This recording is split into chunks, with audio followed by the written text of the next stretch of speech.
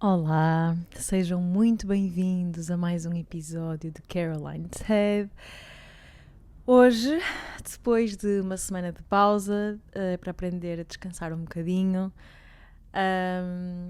porque sinto que já tinha partilhado convosco, este ano ensinou-me, o ano passado, mas este ano acho que comecei a pôr em prática a efetivamente descansar, respeitar o meu corpo e o meu tempo.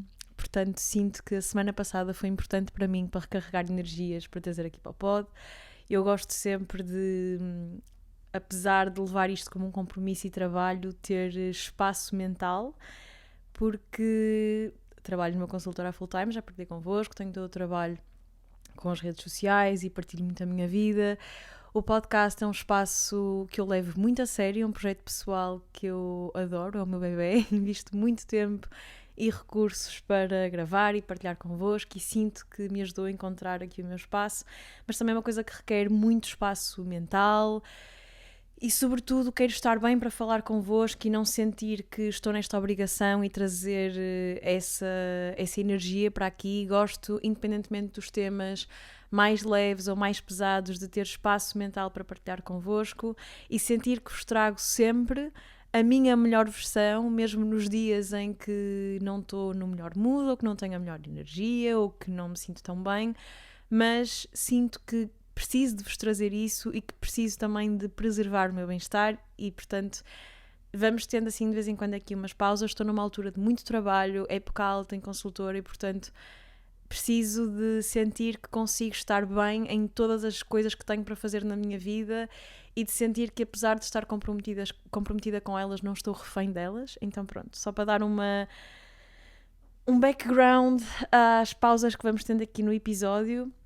Isto são 30 a 40 minutos semanais seguidos, sozinha, a partilhar convosco resumos da minha semana, pensamentos, temas que vou trazendo e, portanto, requer muito de mim. E eu sinto que não quero tornar os episódios do pod mais espaçados, mas também sei que preciso de vez em quando parar. E mal sabia eu que no fim de semana passado, no sábado, quando eu costumo gravar o podcast, que ia ter uma notícia tão triste que ia impactar tanto a minha vida e que, na verdade, ia ser o ponto de partida para o episódio de hoje.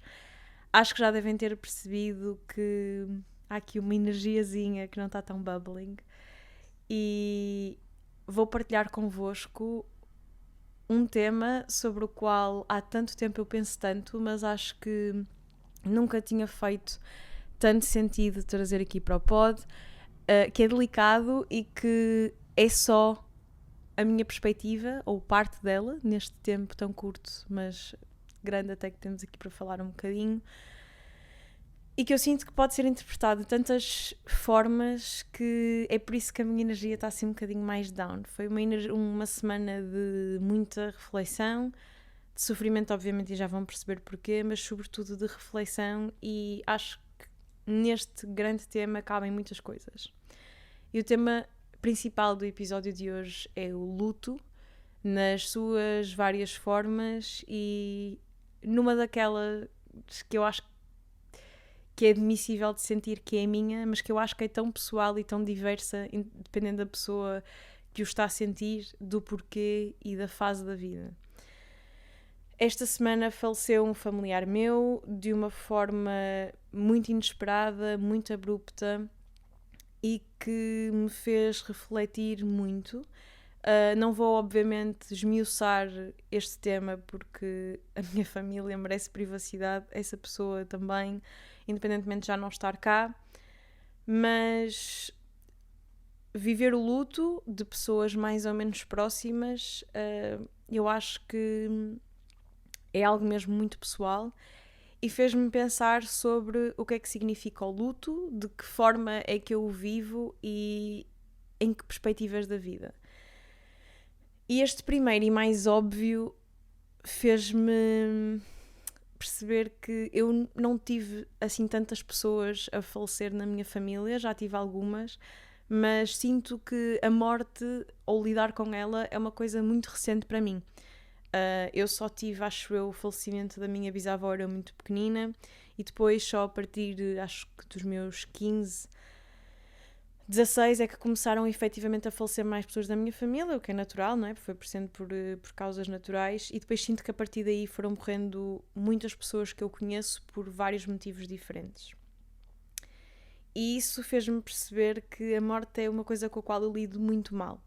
O fim, o término, porque acho que já partilhei aqui também, eu não sou crente, não sou religiosa, não acredito em Deus.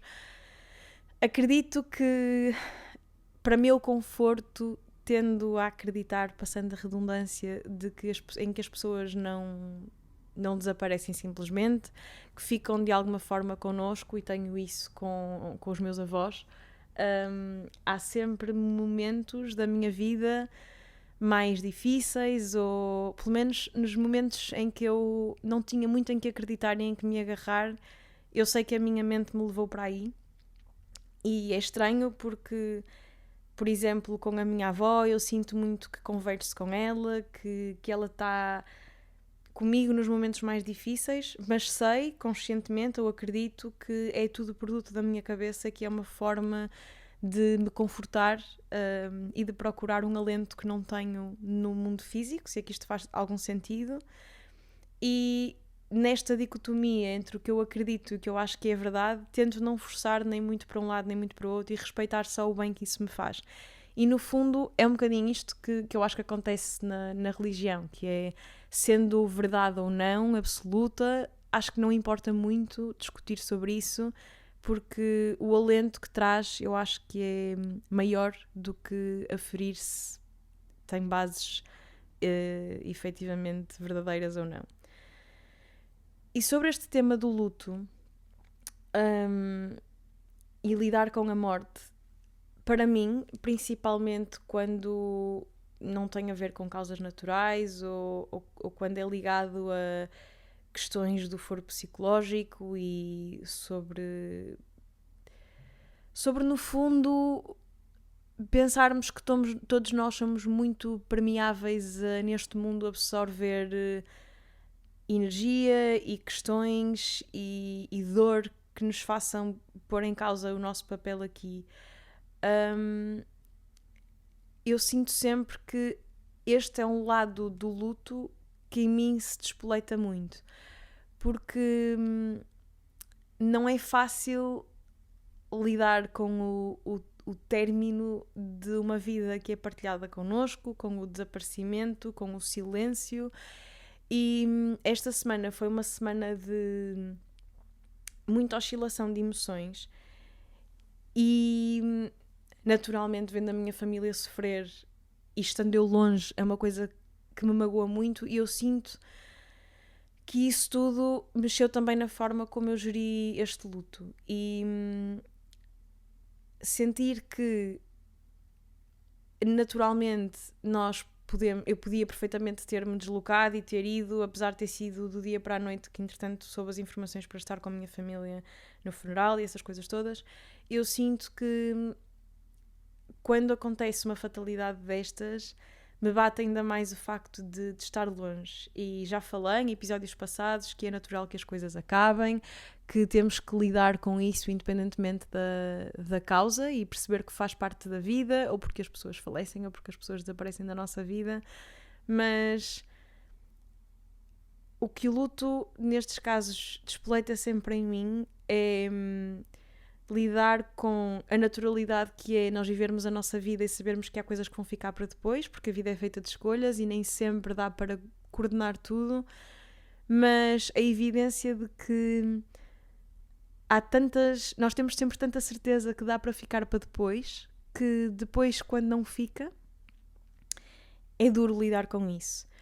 E é duro perceber que não só com aquela pessoa que nós vamos sentir falta e de quem gostamos, mas com as outras isso também vai acontecer um dia. E, portanto, a mim é isto sobretudo que o luto me traz. Primeiro, o confronto de perceber que não vamos ver mais aquela pessoa, ou perceber que a saudade neste momento, e eu tive muito isso também com os meus avós, a saudade que parece que nós já temos saudades permanentemente daquelas pessoas, e quando elas vão embora há um agudizar dessa saudade, um sentimento quase insuportável de não conseguirmos acreditar que a nossa vida vai continuar sem essa pessoa. E depois o estranho que é essa emoção aguda, esse aperto, esse sufoco se ir diluindo no tempo, mas ficar uma saudade que para mim às vezes até é mais difícil de lidar. Por exemplo, eu cresci com os meus avós e penso nisto muitas vezes. Eu acho que nós crescemos a acreditar que aquelas pessoas que estão connosco, normalmente é os pais e os avós, eu acho, mas mais os pais, porque os avós normalmente são mais velhotes, e vamos lidando com o facto dessas pessoas irem desaparecendo num curto espaço de tempo da nossa vida, mas percebermos que essas pessoas não são eternas. E portanto estes eventos da vida fazem-me sempre pensar. Olhem que não estava à espera eu não sei se estão a perceber pela minha voz, mas está a ser difícil não me emocionar. Mas faz-me sempre pensar no difícil que é imaginar quando forem essas pessoas, pronto. E com os meus avós eu sinto muito isso. Obviamente a vida continuou, a vida tem de continuar e é suposto que continue, e eu acho que, pelo menos é isso que me ajuda, eu tento virar essa dor para pensar no privilégio que foi ter essas pessoas comigo nos anos em que elas cá tiveram, e eu acho que isso é mesmo o que tem que ficar, é percebermos que nada é eterno, mesmo que nós quiséssemos muito que fosse, nada vai durar para sempre, independentemente da razão. Mas aproveitar e desfrutar da bênção mesmo que é termos essas pessoas na nossa vida. Mas ao mesmo tempo é perceber que essas pessoas não são eternas e canalizar para o tempo que termos em vida, não nos lamentarmos com isso e aproveitarmos o tempo que temos com elas. Mas a mim custa-me muito lidar com a noção de finitude. Sinto que é uma coisa talvez que, apesar, graças a Deus, não lidar com ela assim tão frequentemente, é uma coisa que acaba por não estar tão presente no meu dia-a-dia. Há um evento, por exemplo, a morte dos meus avós, que marca muito, há uma descarga emocional muito grande. Demoro consideravelmente algum tempo a recuperar e fico muito a problematizar sobre a morte e sobre o sofrimento que estou a sentir. Mas depois de passado é uma coisa que eu não penso muito, ou penso com carinho, porque acho que faço bem esse processo de luto. Mas depois, quando se torna a repetir, sinto que é algo que me causa alguma dor e que de vez em quando me aparece aqui como um bichinho e me vai alertando para esses momentos e esses pensamentos. E portanto, sobretudo aquilo que eu sinto é que, além de o meu processo de luto, e isto é muito pessoal, ser difícil, obviamente, por lidar com o falecimento daquela pessoa em concreto, no meu tipo de personalidade, e porque eu sou um overthinker, e já partilhei isso convosco, e tenho alguma ansiedade sobre o futuro, apesar de tentar combatê-la e controlá-la, e controlar aquilo que eu posso para não estar sempre a viver no amanhã e poder desfrutar hoje, não posso negar que isso me faz pôr em perspectiva o resto. E portanto, sempre que há este choque, esta voz tremida que vocês ouvem, esta dorzinha que vem, este choro, vem-me quase em antecipação. E portanto eu sinto que, sobretudo para mim, o luto é isso, é o confronto entre a dor do momento e o reminder que é para mim do que vem a seguir ou do que pode vir e que vem, não é? Uma fatalidade. Nós nascemos e morremos, isso é a única coisa certa que temos na vida. E portanto, lidar com isso, confesso que é para mim um grande processo de luto e é uma coisa que me custa muito. Depois, e já partilhei convosco, por exemplo, eu não tenho relação nenhuma com o meu pai, mas tive durante muitos anos, e o meu pai, eu era muito, muito próxima do meu pai, por exemplo, na minha infância, e por circunstâncias da vida afastamos-nos, hoje não temos qualquer relação, e é engraçado, sem graça nenhuma, é curioso, engraçado não é uma boa expressão, mas é curioso como nós muitas vezes temos de fazer o luto de pessoas que ainda não partiram, de pessoas que estão vivas. E esse luto, obviamente, à parte da fatalidade que é o luto por alguém que morre efetivamente e que vai embora, é um luto muito difícil de lidar. E eu sinto que fiz esse processo de luto durante muitos anos, e sempre que depois acontecem estas coisas também me faz pensar sobre isso, que é fazer o luto de alguém vivo é aceitar que, independentemente da pessoa existir fisicamente, a pessoa que nós conhecíamos, que nós tínhamos na nossa vida, morreu, desapareceu. E é fazermos as pazes com isso, não vivermos amargurados com isso. Que é difícil, eu sinto, por acaso sinto mesmo que isso é um luto muito bem feito na minha vida e eu vivo muito em paz com isso, o que não quer dizer que não doa, porque dói. E aceitar que de vez em quando dói é que é aceitarmos o nosso luto, perceber que há dias em que dói mais, o dia do pai, o dia em que tenho alguma, neste caso em concreto, o dia em que tenho algum momento mais difícil da minha vida e que não é ele que eu posso ligar, num dia muito especial, o dia do meu aniversário, ou um dia quando eu casar, quando eu tiver filhos, isso são dias em que dói. E obviamente os dias em que estamos mais sensíveis, que é o caso de hoje, eu aceito sem problema nenhum. E por isso é que eu decidi também trazer este tema para o episódio, porque eu acho que nós tendemos muito a falar do luto ou das situações mais difíceis da nossa vida quando elas já estão 100% resolvidas. E quando temos a certeza absoluta de que elas não nos magoam, ou pelo menos no momento não nos magoam. Eu já falei, por exemplo, várias vezes sobre este tema do meu pai, em momentos em que estava muito, muito confortável sobre isso e que não me magoava. Mas, naturalmente, há momentos da vida em que isso dói e, portanto, eu acho que é importante também trazer essa vulnerabilidade para aqui, se é este tipo de coisas que eu quero partilhar, e mostrar-vos que, mesmo as coisas que estão mais bem resolvidas na nossa vida, há dias em que doem, há dias em que nos enfraquecem e há dias em que nos fazem tremer a voz e está tudo bem com isso.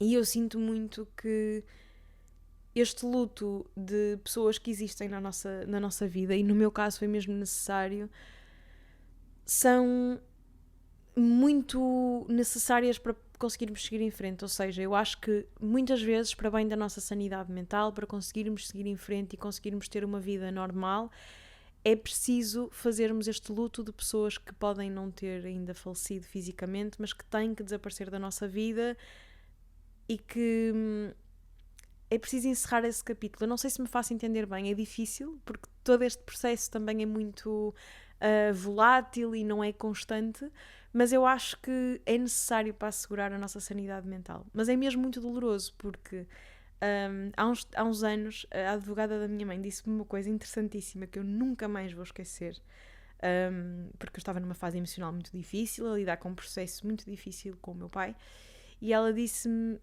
o seguinte: Carolina, há pessoas que morrem e não sabem. E com os mortos nós não falamos, os mortos nós não vemos, não ouvimos, só temos saudades. E é preciso lidar com elas. Eu era muito nova quando ela me disse isso. Acho que aquilo teve um impacto muito grande para mim e foi aí que eu percebi que a única forma, ou pelo menos que aquela era uma forma que eu queria adotar e que para mim era necessária para eu conseguir seguir em frente. Mas isto é uma coisa duríssima. E é uma coisa, apesar de muito necessária para a nossa saúde mental, pelo menos para a minha foi naquele momento, é duro e é preciso lidar com ele. E portanto, apesar de tudo isso e de ser necessário, eu acho que é muito complicado porque efetivamente vou fazer um paralelismo, mas os meus avós, por mais saudades que eu tenha deles, eu guardo as coisas boas, mas eu não os vejo. Se eu os visse e não pudesse ter uma relação com eles, se eu os visse e não pudesse falar com eles, seria muito mais difícil. Portanto, eu acho também é por isso um bocadinho que eu não gosto de acreditar numa vida depois da morte e nisso tudo, porque eu não quero acreditar que há um mundo onde eles estão e eu não os consiga ver, onde eu não os consiga ter ao pé de mim. Apesar de, esquizofrenicamente, querer acreditar que isso, por outro lado, acontece quando eu sinto muita falta deles. Mas com alguém que efetivamente não morreu, ter essa... Saber que é uma circunstância da vida é difícil. E sei que há quem venha depois dizer deste episódio, porque já recebi mensagens desse género quando falo sobre este tema, que tudo tem solução, que só não há solução efetivamente para a morte, que se vai sempre a tempo, mas há coisas na nossa vida, e eu aprendi isso da pior forma, há coisas na nossa vida que têm que estar no lugar em que estão e que as temos de deixar no lugar onde elas têm de estar. E podemos, é engraçado, ouvi isto num episódio também do Jay Shetty, eu estou sempre a falar nele, mas que é, no fundo o que ele dizia é que we can love people from a distance, E isto é mesmo verdade. Nós podemos amar as pessoas à distância. Eu, no meu processo de luto de alguém que continua aí, aquilo que eu sinto é que eu guardei as melhores memórias, eu continuo a amar muito o meu pai na imagem que eu tenho dele quando eu era pequenina, porque é mais essa imagem que eu tenho. Guardo muito o papel importante que ele teve para mim, mas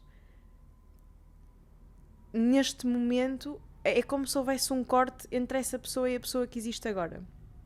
E novamente, tomem em consideração, noutro momento qualquer eu falar-vos-ia disto muito mais sem emoção, mas hoje é um dia em que eu me sinto particularmente emocionada e pelo fruto desta semana toda, eu acho. E porque tendencialmente, por exemplo, eu sinto que provavelmente as pessoas que estão à minha volta vão levar isto um bocadinho como surpresa, no sentido de aparentemente esta foi uma semana normal. Desculpem, eu estou-me a emocionar muito, eu não estava nada à espera disto, mas pronto, agora tenho que vir aqui com realidade. Mas eu acho que para as pessoas à minha volta, aparentemente são sempre semanas normais, fora alturas da minha vida em que eu não me consigo mesmo controlar emocionalmente. Eu acho que sou uma pessoa que não vai manifestando muito este sofrimento, as coisas que vão na minha cabeça. Vou estando manifestamente bem disposta e muitas vezes ou não toco no assunto e a semana vai seguindo. Pode-se notar que há ali um momento ou outro down, mas às vezes nem sequer se associa a isso ou nem há essa percepção. Mas efetivamente, pronto, esta semana é uma semana mais sensível, portanto, noutra altura qualquer eu estaria a falar convosco de uma forma muito mais... Às vezes até parece fria, voltando a uns episódios atrás, mas é exatamente por isso que muitas vezes eu pareço fria. É para controlar uma capa, uma proteção para estas emoções que de vez em quando vêm aqui à flor da pele. É a minha forma de... Se eu não mostrar que tenho sentimento a falar das coisas, é mais difícil eles virem despoltados dos outros. Percebem isso? E de posso falar das coisas, mostrar vulnerabilidade sobre elas, mas não exibir o sofrimento sobre isso. Pronto. Portanto, e voltando ao início, e àquilo que eu estava a dizer, eu acho que é sempre difícil lidar com esse luto, porque nós vemos essa pessoa, mas é como se houvesse uma dissociação que nos permite seguir em frente, porque senão imaginem, cada vez que eu via, e pronto, neste caso o meu pai, porque é o exemplo que eu tenho, o sofrimento era avassalador e eu desconstruía-me naquele momento. Isso aconteceu durante muito tempo. Eu acho que para aí até aos meus 21, 22 anos, sempre que eu via o meu pai eu desmoronava, era fácil fazer-me chorar, era fácil eu descontrolar-me emocionalmente. Hoje em dia é mesmo muito, muito difícil isso acontecer. É muito difícil por qualquer coisa que ele faça ou por sítio onde ele está, ou por eu me confrontar com a realidade de que não o tenho, apesar de ele estar ali, de que não posso ou não devo aceder a ele, é mais fácil para mim hoje em dia por causa dessa dissociação. O que não quer dizer que não doa. E portanto, estas são duas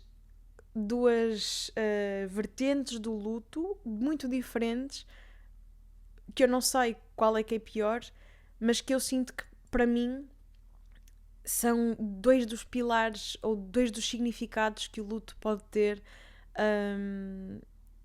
e esta é a forma como eu lido com elas.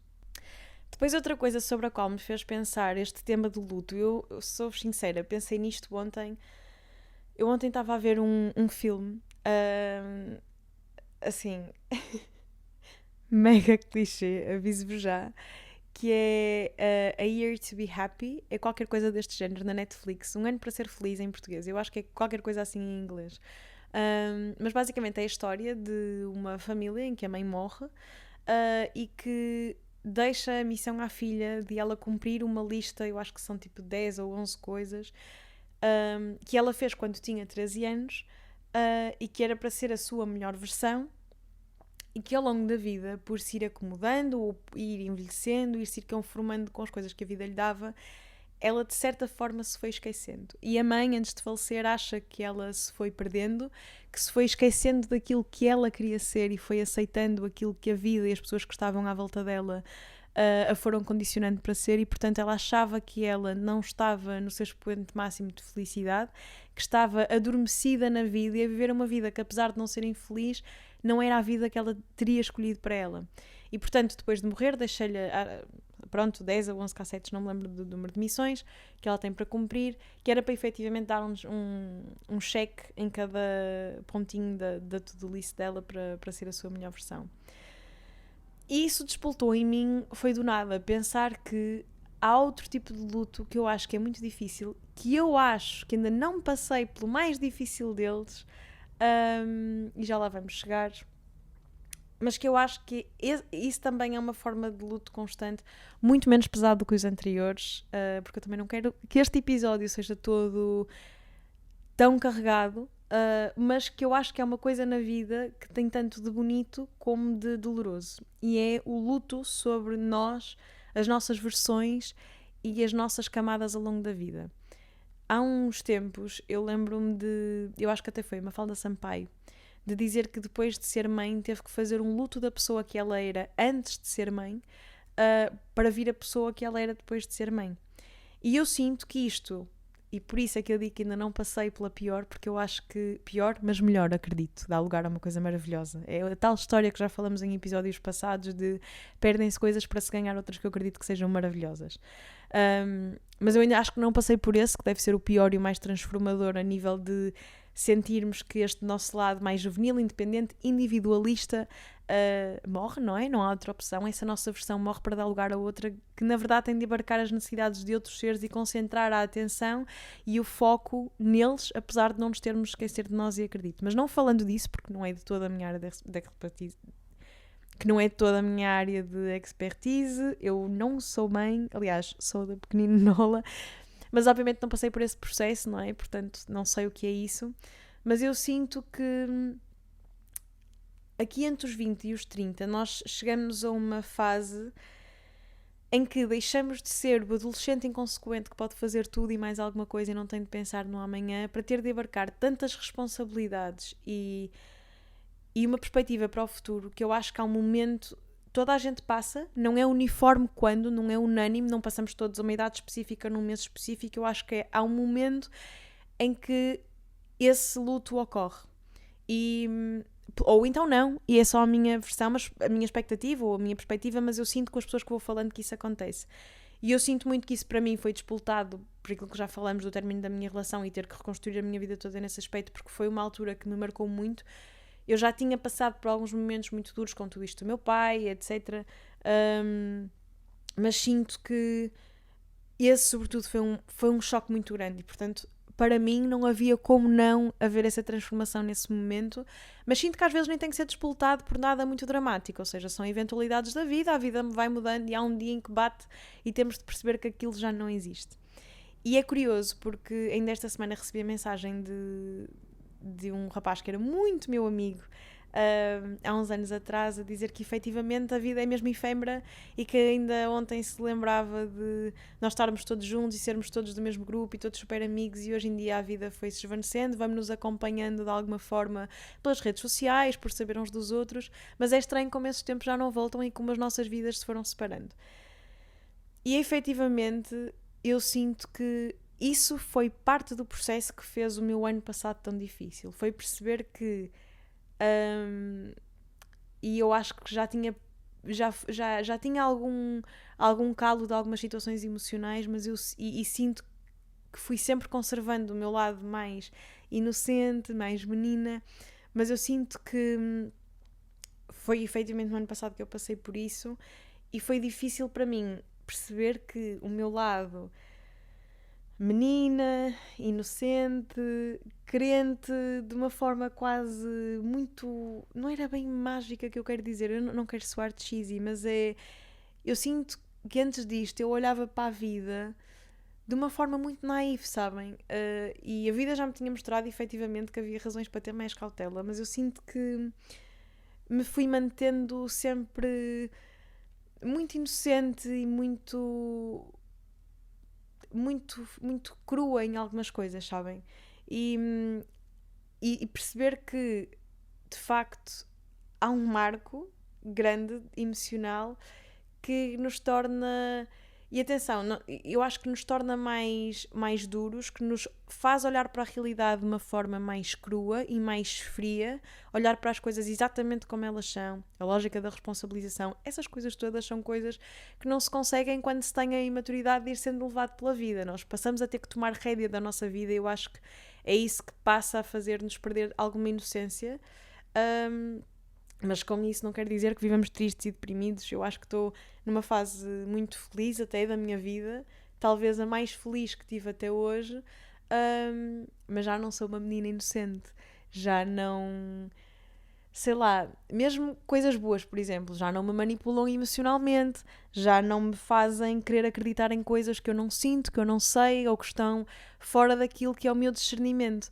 Mas ao mesmo tempo eu acho que há um brilhozinho que se perde de expectativa que eu acho que nos faz ter este luto. E muitas vezes, principalmente eu olho, por exemplo, o Instagram faz uma coisa engraçada que é mostrar aquelas fotos de naquele dia há 7 anos ou naquele dia há 8 anos. E por acaso ontem a minha amiga Júlia mandou-me uma foto minha que eu tinha partilhado na story dela, tipo há 7 anos atrás, e eu olho para aquela pessoa e com o maior carinho, eu era uma menina e penso que somos a mesma, mas não somos nada a mesma pessoa. E portanto, fazer esse luto de quem éramos e de quem nos vamos tornando, eu acho que também é bastante difícil. É uma das coisas que torna esta década face às fora as expectativas e a responsabilidade e tudo aquilo que a sociedade nos impõe que já é difícil nesta década. Eu acho que isso é uma das coisas que efetivamente faz esta década dos 20 aos 30 ter um pesozinho e um sabor agridoce cai sobre nós todos. E isto faz-me imenso voltar àquela trend que eu já partilhei há uns episódios atrás, que eu também fiz. No fundo era um vídeo como se a minha versão antiga e a nova se encontrassem e tomassem um café e falassem um bocadinho sobre a vida. A minha mais nova mais sobre as suas perspectivas da vida, as suas certezas imbatíveis, os seus valores morais inquebráveis. E é esta versão que já viu aquilo que ela vai viver, que tem outra experiência, outra maturidade, mas que eu ainda tenho muito para aprender e é muito nova, portanto... Eu sinto que, olhem, daqui a 10 anos, se eu fizer outra retrospectiva de mim daqui a 10 anos para mim agora, vai ser muito semelhante e vou achar que também teria tantas coisas ainda para viver e há tantas coisas que eu ainda não sei que vão acontecer e que se vão transformar da forma que vão, não é? Mas sinto que, eu acho mesmo nos 20 aos 30 isto acontece mesmo muito. Nós passamos, lá está, de ser jovens para ser adultos e, portanto... Essa quebra, eu acho que a vida fica diferente. E eu penso muito nisso, por exemplo, toda a gente gera a sua vida da forma que quiser, mas, por exemplo, eu fui assumindo responsabilidades novas. Eu comecei a trabalhar, passei a ter a minha casa, a ter que sustentar isto tudo sozinha, ao mesmo tempo ter que arranjar dinheiro para ir de férias, para me divertir, para construir o meu futuro. É uma grande responsabilidade, ainda por cima nós ganhamos pouquíssimo neste país, infelizmente, não dá condições nenhumas aos jovens. A perspectiva de o que é que eu quero fazer da minha vida, eu querer ser mãe, eu ter de começar a construir isso também. Tive a Nolita, que é uma fonte de grande responsabilidade. Eu sei que há pessoas que vão ouvir isto e vão dizer tipo, tenho um cão. Dependendo muito da forma que vocês o queiram educar e que queiram tratá-lo, acreditem, é uma responsabilidade muito grande. Eu fui deixando de poder simplesmente decidir que amanhã vou numa viagem qualquer e volto quando me apetece. Ou agora... Imaginem, são 11 da manhã e eu decido, vou sair para aí e voltar amanhã ou depois. Não posso fazer isso, tenho uma responsabilidade. Todos os dias eu vou trabalhar sabendo que às 6 da tarde, dê para onde der, 6 e meia, eu tenho que vir ter com a Nola, passeá-la, fazer-lhe companhia, entretê-la, porque ela não é um boneco, ela tem emoções, ela precisa de atenção, ela quer carinho, ela tem as necessidades dela, que não são só fazer xixi e cocó na rua e depois ignorá-la. Não, há toda uma responsabilidade emocional que eu sinto sobre ela, que não tem de ser a forma como toda a gente gere isto, que me faz torná-la uma prioridade e abdicar de grande parte da minha liberdade para a ter. Portanto, ter um cão para o ter bem implica abdicar de grande parte da liberdade. E eu penso, quando tiver filhos, então, ainda é outra realidade. Portanto, perceber isso, que deixamos de ser passarinhos livres a fazer aquilo que queremos, quando queremos, como queremos, para ter estas condicionantes todas, é de facto um luto. Eu lembro-me perfeitamente da minha mãe me estar a chatear quando eu estava na faculdade, porque eu não podia gastar tanto dinheiro, porque andava a jantar muito fora, coisas que todas as mães nos dão cabo da cabeça. E hoje em dia, eu lamento tanto pela minha mãe. Se eu soubesse o que sei hoje, eu tinha feito as coisas bem diferentes. Acho que não as tinha vivido como vivia, e por isso, graças a Deus, que eu não sabia o que sei hoje. Mas de facto, lembro-me dela me dizer isso e de eu lhe dizer do género: quando eu for trabalhar e eu tiver o meu dinheiro, eu vou fazer. E ela dizia-me sempre: Carolina, ok, depois vais. Então vais ver se vais. Deixa lá, olha, faz o que tu quiseres, depois um dia falamos. E a verdade é, eu ganho o meu dinheiro, comecei a trabalhar, tenho as minhas coisas efetivamente, faço o que quero, dentro da impossibilidade de fazer o que eu quero. E eu acho que com o tempo, a liberdade que nós ganhamos e o poder de decisão que temos, depois é tão condicionado que às vezes é quase esquizofrénico e é como se nós efetivamente ganhamos sempre umas coisas para perder noutras e pronto, e há este processo de transformação. E portanto, olhem, foi muito sobre isto que eu andei esta semana. Não estava nada à espera de me emocionar, muito menos da forma que me emocionei. Eu acho que nunca...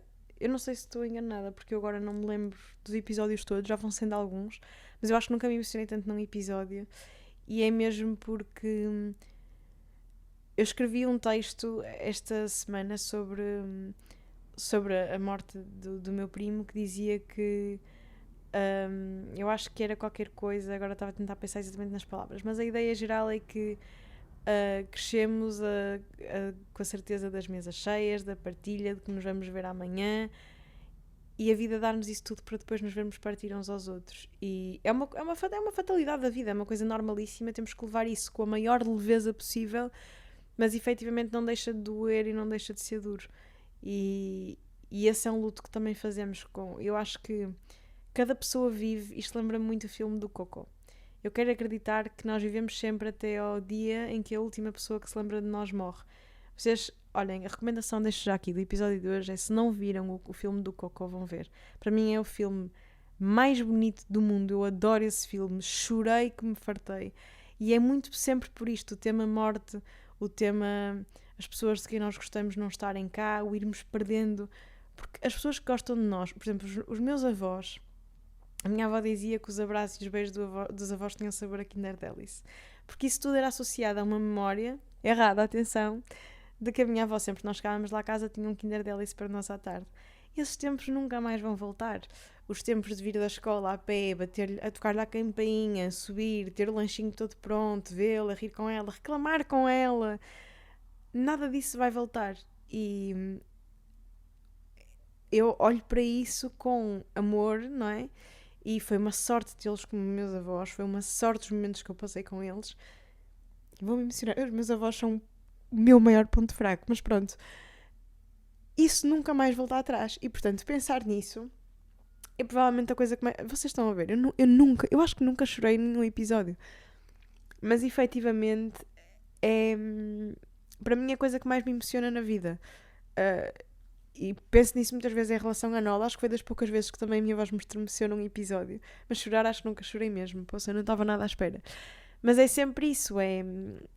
Isto provavelmente, olhem, estou-vos a dizer a coisa que mais mexe comigo. Eu sou muito saudosista, sou muito nostálgica, muito movida à emoção.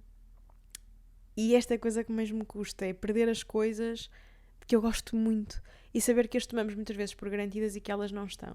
Mas a vida é assim, não há que levá-la com tristeza. Obviamente há que permitir sofrer, temos que nos permitir sofrer e lidar com o nosso sofrimento, mas tudo isto é natural, tudo isto faz parte da vida e há um dia da manhã e há coisas novas para viver mais. Como eu costumo dizer-vos sempre, a vida é boa de se viver e vale a pena viver e é possível ser feliz mesmo na merda e nos piores momentos da nossa vida, e nós é que temos essa responsabilidade. Portanto, para o episódio de hoje, com muita choradeira, é isto. Não estava mesmo à espera de me emocionar, eu ainda estou presa nisto. Mas pronto, acho que faz parte da vida, como tudo, como os dizem que eu venho bubbling, como os dizem que eu venho mais resingona. Hoje estou só mais emocionada e saudosista. Espero que tenham gostado deste episódio. Deem-me as vossas perspectivas. A Baby Nola está muito calma. Sempre que eu choro ou que estou mais emocional, ela fica ainda mais calma. Eu acho que vocês não notam porque ela está sempre assim. mas ela está mesmo com o peso todo no meu corpo e a suspirar e a enroscar-se toda. Ela é muito querida. Mas pronto, olha, espero que tenham gostado deste episódio.